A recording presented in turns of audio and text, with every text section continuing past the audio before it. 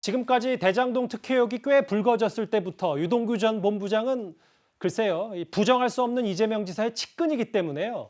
오늘 이재명 캠프에서는 이례적으로 처음으로 이 관련해서 책임론까지 언급을 했습니다. 대장동 개발 사업에 실무를 관여했던 유동규 전 본부장의 불미스럽고 부정하고 또한 법에 어긋나는 행위가 있을 때는 당연히 우리 후보님도 관리자로서의 기본적인 책임에는 당연히 동의하리라고 봅니다. 하지만 더 이상 제가 답변은 드리기 어렵고요.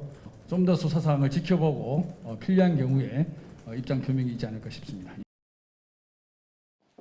물론 이재명 캠프에서 단서를 알긴 했습니다. 위법 사항이 확실히 발견이 된다면 관리자로서 책임에 동의한다. 처음으로 책임론을 언급했는데 김종민 의원님 이 얘기 어떻게 이 지사 측의 얘기 들으셨어요? 이제 유동규 씨가 뭐가 문제가 있다면 이 사건은 상당히 이제 심각해지는 사건이 돼버려요. 그래서 저는 이제 저 문제를 우리가 좀 지켜봐야 되고 검찰 수사에서 뭐가 나오는지 확인을 해봐야 되는데 저는 이제 두 가지 경우가 있다고 봅니다. 유동규 씨가 이쪽에 이제 인하과 관련된 성남도시개발공사의 대표잖아요. 권한대행으로서 뇌물을 그러니까 아주 적은 뇌물을 받았을 가능성도 있습니다. 인허가를 하다 보면 인허가를 받기 위해서 뇌물을 줄 수 있잖아요. 그래서 뭐 몇 억대 정도의 뇌물을 받은 거다. 그러면 이제 유동규 씨의 개인 비리로 갈 가능성이 높아요. 그러면 이제 자기가 뇌물을 받고 봐준 거죠. 근데 만약에 그 정도면은 유동규 씨 개인 비리고 이제 이재명 시장이 관리 책임을 지는 거죠. 왜냐하면 유동규 씨를 임명하고 또 거기에 다 결제를 해준 거니까 그 관리를 못했던 거에 대해서 이게 단순한 공무원이 아니고 이재명 시장이 데리고 들어간 사람이란 말이에요. 그래서 이제 그런 측면에서 관리 책임 얘기를 한 것 같아요.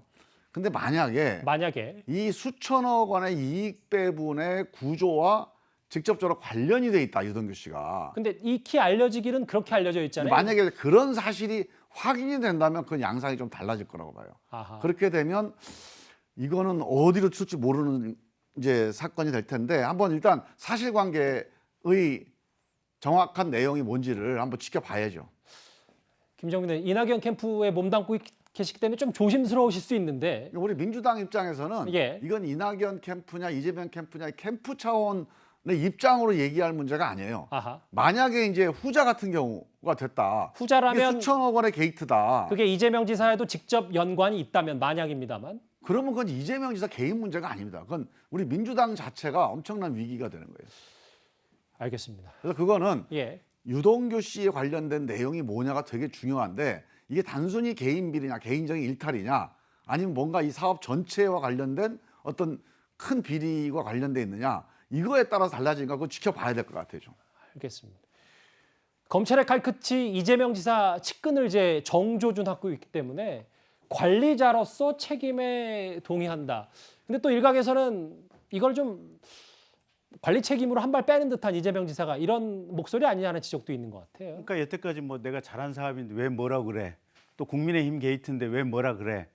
그랬던 거보다는 한 발짝 물러선 모습이긴 한데 근데 재밌는 건 저거예요. 이재명 지사 본인도 대장동과 관련해서 이런 사업 구조를 내가 설계했다라고 얘기를 했어요.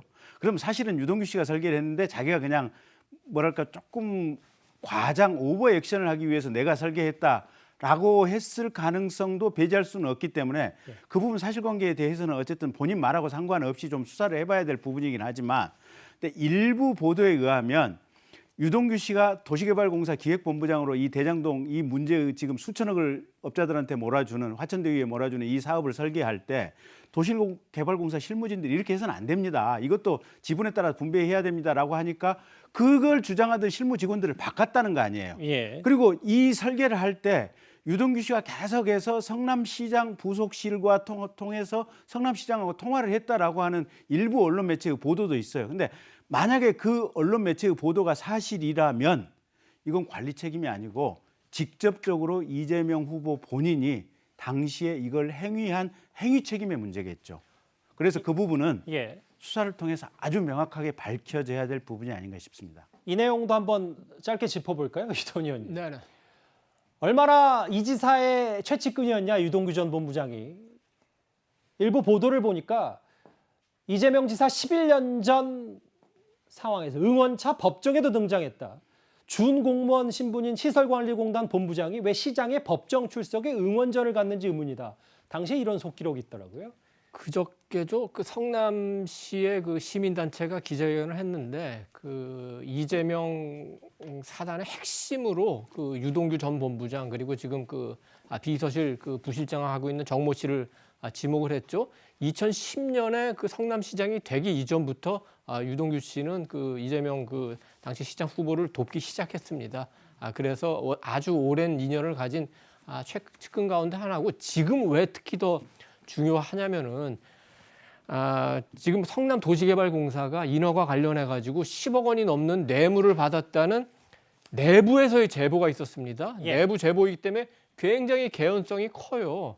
그래서 유동규 씨가 어떤 증언을 하느냐에 따라서 이재명 지사의 정치적 운명이 왔다 갔다 할 수도 있는 상황입니다.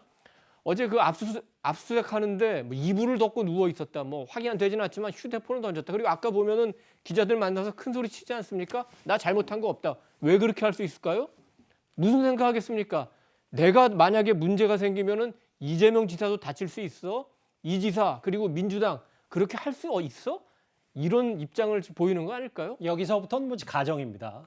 뭐 그렇게 그 분석을 하는 겁니다. 그리고 이 지사의 경우에는 그 관리 책임이 아니라 설계자로서의 책임이 있고 그 설계자로서의 책임에는 법적 책임이 포함될 수 있습니다. 설계를 잘못한 거에 배임이 될 수 알겠습니다. 있기 때문에 그 점을 명심해야 되고 그건 왜 그러냐면 본인이 내가 설계자라고 얘기했고 또 그 민간이 너무 그 이익을 많이 가져가는 것 같아서 내가 그 터널 져가지고 920억 더 환수하라고 시켰다고 얘기했어요. 그럼 그 과정에 개입을 했다는 얘기입니다. 그 말에 대한 책임을 져야 될 겁니다. 알겠습니다. 일단 유동규 전 본부장은 검찰 소환 조사도 거부하고 있는데요. 그 이후 얘기도 한번 저희도 풀어보겠습니다. 일단 오늘 여의도에서 온 손님 민주당 김종민 의원과는 여기까지입니다. 김경진 전 의원과도 여기서 인사를 드리겠습니다.